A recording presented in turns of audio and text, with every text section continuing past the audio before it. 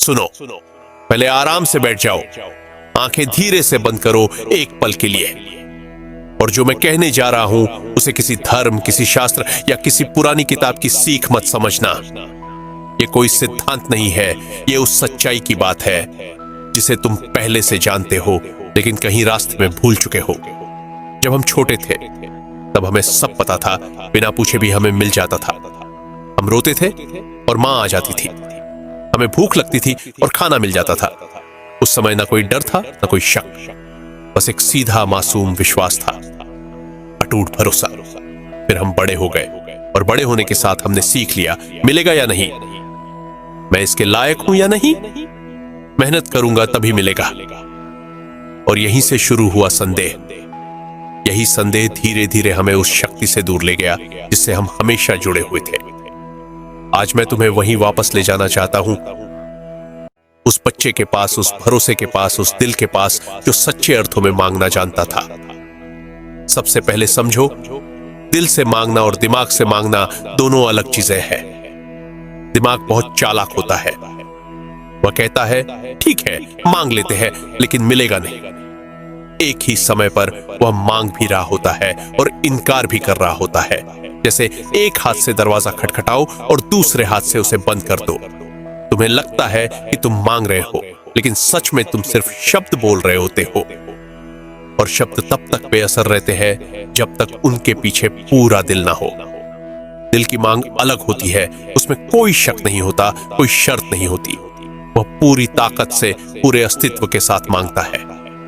कभी किसी छोटे बच्चे को गौर से देखा है? जब वह रोता है तो पूरा शरीर रोता है, उसकी हर सांस, हर हरकत उसी एक मांग में लगी होती है और तभी उसकी पुकार सुनी जाती है। लेकिन हम क्या करते हैं? थोड़ा मांगते हैं और उससे ज्यादा शक करते हैं, इसलिए जीवन हमें वैसा नहीं देता जैसा हम चाहते हैं। तो पहला सूत्र है, जब मांगो तो पूरे दिल से मांगो। अब बात करते हैं परमात्मा की।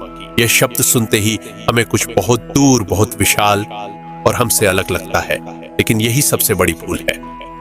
परमात्मा कहीं बाहर नहीं है, वही शक्ति तुम्हारे भीतर धड़क रही है।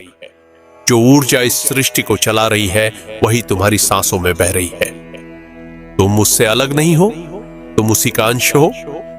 जब तुम दिल से मांगते हो तो तुम किसी बाहर वाली शक्ति से नहीं मांग रहे होते, तुम अपने ही अस्तित्व की गहराई से संवाद कर रहे होते हो।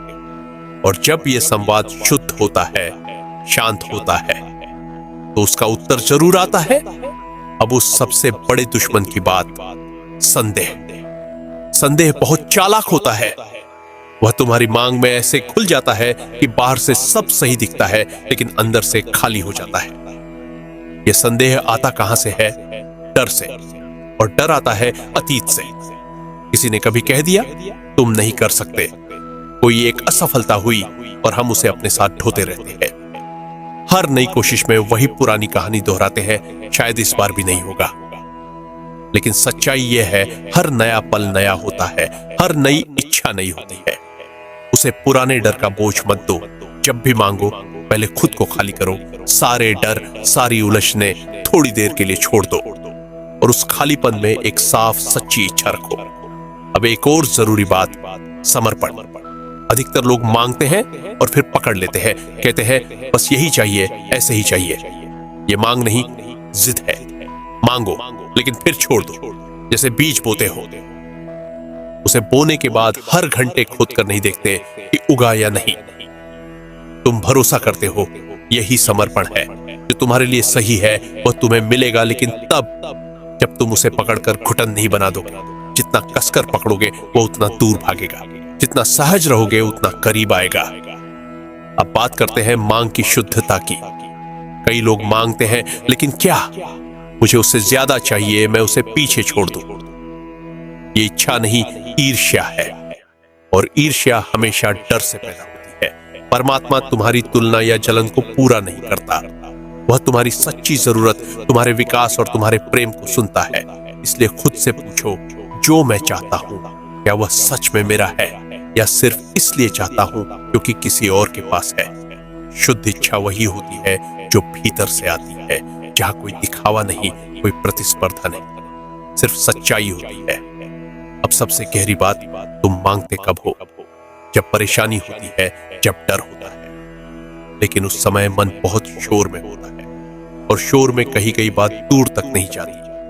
इसलिए पहले शांत होना जरूरी है।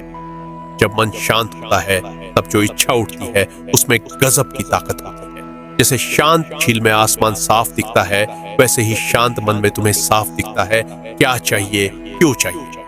इसलिए ध्यान कोई लग्जरी नहीं है, ये क्लैरिटी का रास्ता है। हर दिन कुछ पल निकाल, बस बैठो, सांसों को देखो, मन को शांत होने दो, और फिर अपनी सच्ची इच्छा को महसूस करो, उसे पकड़ो, उसे परमात्मा को सौंप दो, और अंत में कृतज्ञता, जो तुम्हारे पास है उसके लिए आभारी रहो।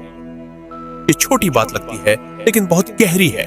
जब तुम आभार जताते हो तो तुम जीवन को ये कहते हो, जो मिला वह अच्छा है और मैं और के लिए तैयार हूं। शिकायत तुम्हें नीचे खींचती है, कृतज्ञता तुम्हें ऊपर उठाती है।